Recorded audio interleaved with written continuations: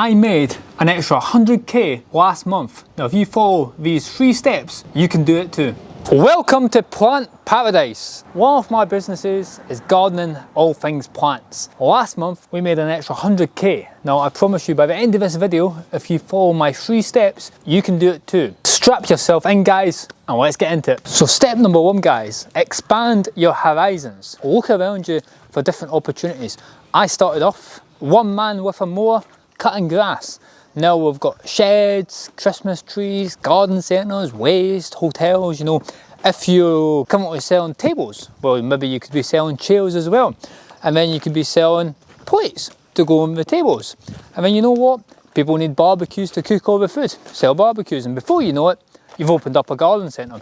You know, so take a bird's eye view of the business and look at how you can expand your hemisphere, and don't just think about the one thing that you're doing and expand that product range. Say you're selling chocolate. I see too many people just want to sell more and more chocolate. But why don't they sell biscuits as well? Why don't they sell coffee? Why don't they sell ice cream at the same time and open an ice cream parlour and sell it all? Sweet treats, chocolate, coffee, all in one shop. Everybody's coming in.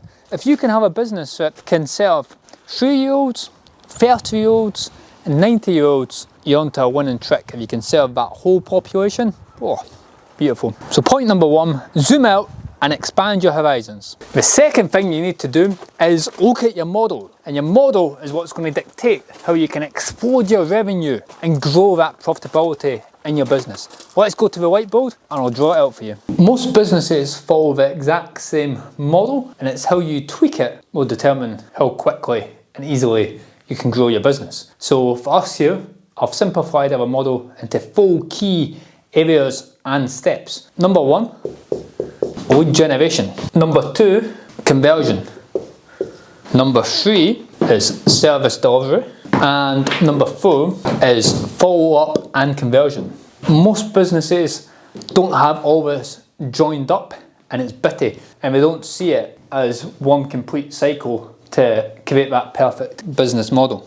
So let me talk through how this works and how when we implemented this, we've managed to make an extra 100k this month. So lead generation, most people just think that's Facebook and Google, but there's so much more than that. We do flyers, brochures, mugs, marketing campaigns, targeting returning customers, email marketing, local directories, content marketing. We do all these things to generate leads. We're not perfect, but there's a lot more to it than just expecting customers to phone up and actually going out to generate leads, which comes to the next part.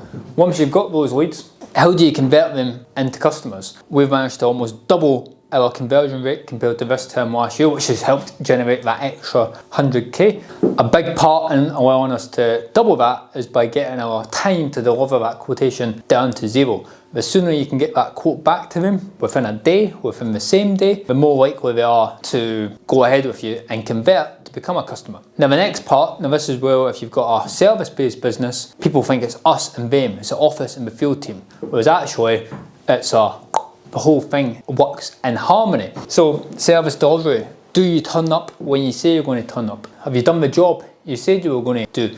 Do you get paid after the job is done? Is your surveyor turning up when he's meant to turn up? Are you reliable? Are you doing the job first time, each time, every time? The more efficient you can be at delivering your service, the better the whole cycle will work. So after you've completed the service, do you go back to that customer and ask them for more work? Ask them for referrals. Touch base with them after a couple of months you've not heard about them, after a couple of weeks, after a few days.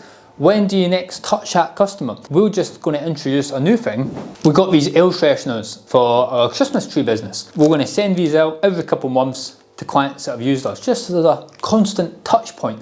Touch your client, not in a weird way. You know, the more you give your customer a wee cuddle, they remember you. And if they remember you, they use you. And then that takes us back nicely into lead generation, and the whole cycle goes again. What you want to do is tweak this so you're at 10 out of 10 on all 4 areas. We're currently not at 10 out of 10, but we've tweaked it massively compared to this time last year, which has given us that extra 100k in revenue. Number 3 is seasonality. Most businesses have a seasonality flavour to them. We have just recently found a hack to remove the seasonality from our business. Come inside and I'm going to show you how. Most businesses look something like this. This is money in.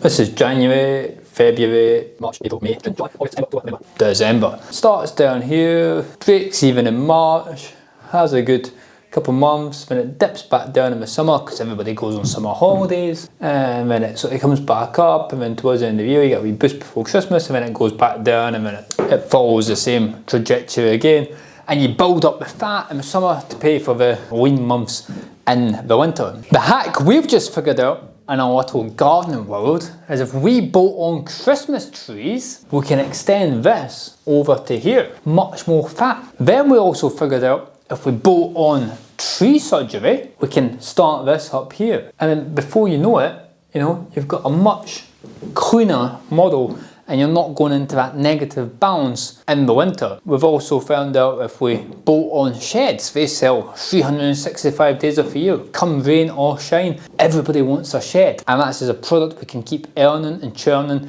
and going out. I'm going to show you 2 examples of different businesses and their cash flow model and their seasonality. The ultimate business number 1, a children's day nursery. That's steady all year round. Probably looks something like that, with small dips as people go on holiday, but nothing major. And on the opposite end of that spectrum is a Christmas tree farm. That looks like this. No money all year round, but all the money in 1 month in December when people buy their Christmas trees.